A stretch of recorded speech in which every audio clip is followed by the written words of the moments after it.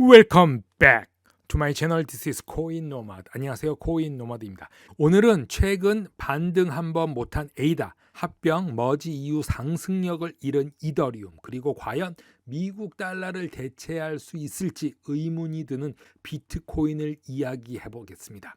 코인게코 마켓캡 1.1% 상승하면서 비트코인 2%, 이더리움 2.5%, 그리고 XRP 0.1%, 에이다 1.4% 상승하였습니다. 최근 캐시우드는 테슬라에 다시 베팅을 하고 있습니다.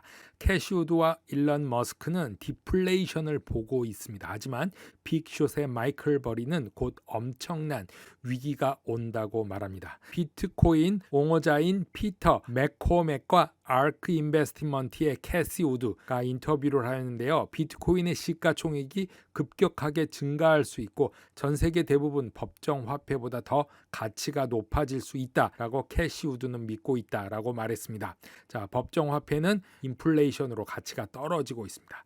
자, 캐시 우드는 저명한 경제학자 알트 라퍼에게 비트코인의 가치 저장인 돈의 세 가지 역할을 수행할 수 있는지 비트코인을 백서를 보고 분석해 달라고 요청을 했습니다. 우드의 이런 요청에 대해서 답이 왔다고 합니다. 라퍼는 경제학자로서 비트코인이 잠재적으로 미국 달러 가치를 유지할 수 있는 자산이 될 수 있다라고 말했습니다. 하지만 얼마가 될지는 말을 안 했죠. 금 교환 표준에서 벗어난 이후 어떤 것이 금을 대체하고 현금 이 시스템을 대체할 수 있는지 캐시 우드는 찾고 있었다고 말합니다. 규칙 기반 통화 정책, 규칙 기반 통화 시스템, 미국 통화 기반이 과연 얼마나 커버하고 얼마나 큰지를 알고자 이렇게 라퍼에게 문의했는데, 비트코인이 옛날에는 250달러였을 때는 네트워크 가치 시가총액은 60억 달러였죠. 하지만 지금 1조 달러가 안 되죠. 하지만 나중에 캐시 우드는 4조 5천억 달러까지 비트코인이 갈 수 있다라고 말합니다. 4조 5천억 달러를 계산해 본다면 지금부터 1100% 이상 상승하여야지 4조 5천억 달러까지 갈 수 있는 것입니다. 최소한 11배 이상 비트코인이 상승한다는 얘기인데 그 기간은 언젠지는 나오진 않고 있습니다. 자, 이번 기사는 크립토 벤터 인터뷰에서 비트맥스 설립자 아서 헤이스가 이더리움의 선두 경쟁자들이 아마도 최고의 스마트 계약 플랫폼을 뺏을 기회가 없을 것이다 라고 말했습니다. 이더리움을 따라가지 못할 것인데 이 이야기는 이더리움만한 것이 없고 다음 주기에도 이더리움이 끌고 가야 한다라는 내용으로 보아집니다. 이 이야기를 한번 보면 레이어 1 이더리움 라이벌 중에 일부가 다음 주기에 좋은 거래를 제시할 수 있을 것이다 라고 말하지만 시총 측면에서 이더리움을 추월할 장기적인 잠재력들은 없다 라고 말했습니다. 이더리움보다 시총이 낮은 하나 이상의 라이벌들에게 할당하는 것이 합리적이라고 보지만 그것들이 빠르게 올라갈 것이다 이렇게 생각하기 때문이라고 말합니다. 하지만 이제는 이더리움과 경쟁할 만한 것이 없다고 생각한다 라고 말했습니다. 초당 거래량을 기반으로 하거나 다른 것들의 기반으로 하는 것이 아니라 개발자의 재능이 부족하기 때문이다 라고 말합니다. 이더리움에는 이제 수천 명의 개발자가 있습니다. 다음 블록체인은 수백 개가 될 수 있으며 그게 전부라고 생각하는데 개발자들이 이 생태계를 만들고 그들이 이 어플리케이션을 구축을 합니다. 예를 들어서 솔라나의 솔, 다음 강세 사이클에 대한 새로운 이야기, 내러티브를 찾는 도전의 직면에 있다고 말하면서 초당 거래량과 낮은 수수료에 대한 과대 광고는 오랫동안 지속될 것이다 라고 말하고 있습니다. 별별 일 없다, 그럴 수 있다 이렇게 말하는 것이죠. 생각해보면 다른 모든 레이어 1에서 기본적으로 이더리움에서 생성된 모든 것들을 복사하여 붙여넣는 팀이 있는데 그렇게 해도는 괜찮다. 하지만 솔라나에 합류하는 것 자체는 대단한 거래라고 합니다.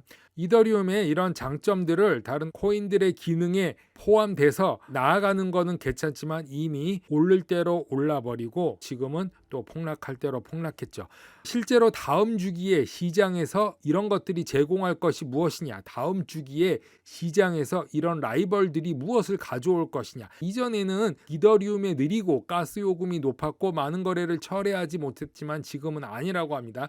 그만큼 격차가 격차가 더 벌어졌다는 얘기인데 이제 따라올 수 없을 만큼 되어버렸다. 가격 차트의 기술 상황이 좋아 보인다면 다른 라이벌들도 나아 보일 수 있지만 개발자의 마음가짐이 없기 때문에 아직까지는 어느 것도 이더리움을 이길 수 있다고 생각하지 않는다고 말했습니다. 이더리움이 계속 하락하고 있지만 이더리움이 하락 후 다시 반등해서 이 시장을 끌어나갈 때까지 기다려야 되는 건 아닌지 그런 생각도 잠시 들었습니다.